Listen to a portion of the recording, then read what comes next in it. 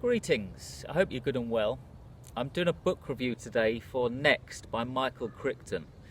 This book was published in 2006 and I would describe it as a science fiction legal drama. The book explores genetics, biotechnology and medicine. I'm not sure the meaning of the title, but I think it might be the next stage of medicine or the next stage of science. I think that's the meaning behind the title Next. The main premise of the story is actually very interesting. A man's genes are stolen by a doctor.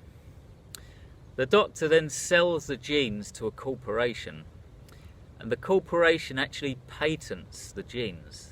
They've got a patent on this man's kind of DNA. But the corporation then loses the genes, and so they hire a bounty hunter to hunt down this man and his family to get the genes back, because they see the genes as their product and they're kind of running away with their product. Now, as storylines go, that's pretty fucking good, I think. The way they've kind of turned this person's genes into their property. That is the main premise of the story. Thank you for making it to the halfway point of this video. This is a quick message to let you know that I have a range of horror and science fiction books available, and most of them are completely free. If you enjoy my videos, you might also enjoy my stories. It's also a great way to support my work. Read one of my books for free, leave a review for it, and you'll be helping me to grow as an author and a book reviewer. And if you want exclusive updates about my upcoming publications, consider joining my mailing list. You'll also receive a free audiobook for doing so. All of the links are in the description box below. Now, back to the video. However, I didn't like the book. I didn't like it. It's got a really commercial feel to it. The prose feels as though it's been ghost written.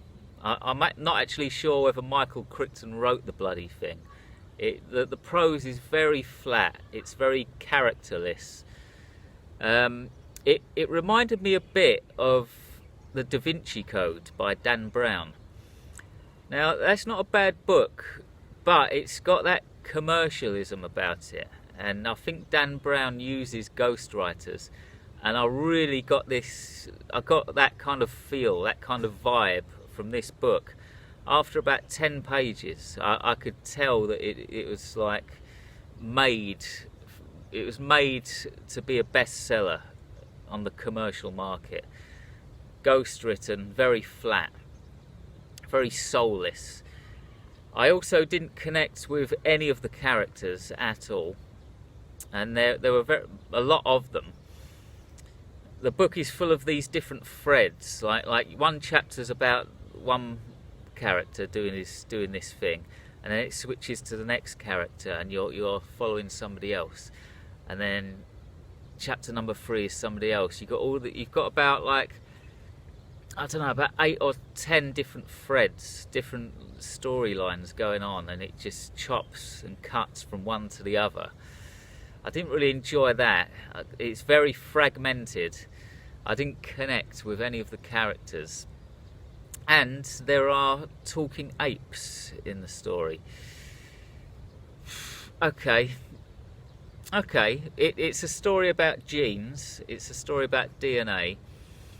And somebody injects human genes into the embryo of an ape.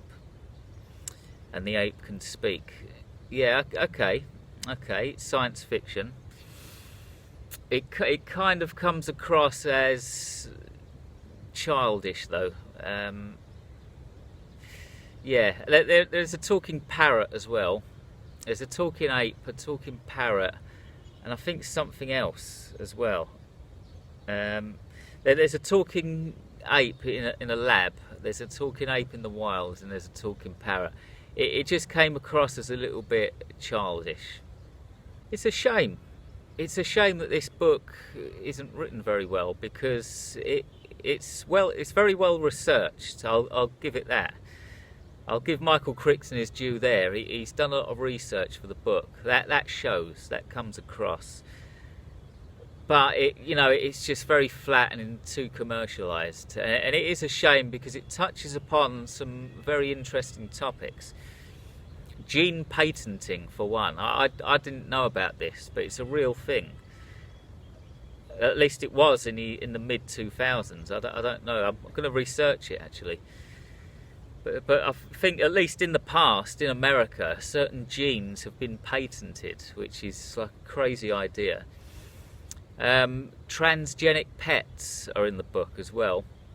The most famous one of these is the glow-in-the-dark rabbit. A certain artist injected the genes of fireflies, maybe, or some kind of a luminous marine animal into a rabbit, and so the rabbit's got like bright yellow fluorescent fur or something. I remember that being in the news like years ago.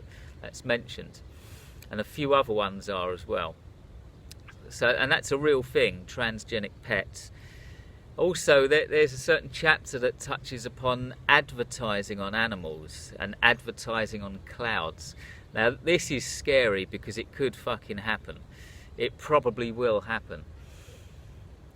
Like injecting certain genes into animals, or like so that they kind of grow letters on their fur and stuff. And it touches upon the idea of like corporations sponsoring endangered species, which is a good thing because like they'll be saved and they won't die out. But of course the catch is they're going to sponsor them by turning them into like walking, living adverts for their corporation. It's like proper dystopian stuff, which might happen. And also like interfering with the weather and putting adverts in the sky and stuff. Scary stuff. That kind of hit home because that's the direction we're heading in. I think everything is like more tech, business, money. That could happen in my opinion. There's another interesting thread in this book as well, where like a man donated sperm to a sperm bank when he was younger, and in the book he's all grown up. It's like 20 years later, and a woman arrives and says, I'm your daughter. I tracked you down. I kind of went through some paperwork and I worked out that you're my father, and I'm going to sue you. And he says, what? Why? And apparently she's got genes that make her prone to drug addiction, and she's suing him in the book because he knew that he had a certain gene that made him crave drugs and be addicted and dependent on drugs, but he still donated his sperm to the sperm bank.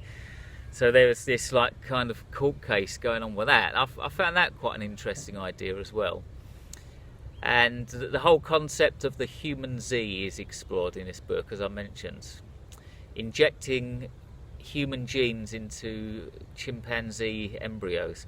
Apparently Adolf Hitler tried this, and maybe Stalin tried it as well. So these are all very interesting topics and ideas that are included in the book. Final thoughts. It's the third Michael Crichton book that I've read. The first one was The Terminal Man from the 70s, and I enjoyed that. The second one was Jurassic Park, which I didn't like. And this is number 3, which I didn't like. So I've only enjoyed 1 out of 3.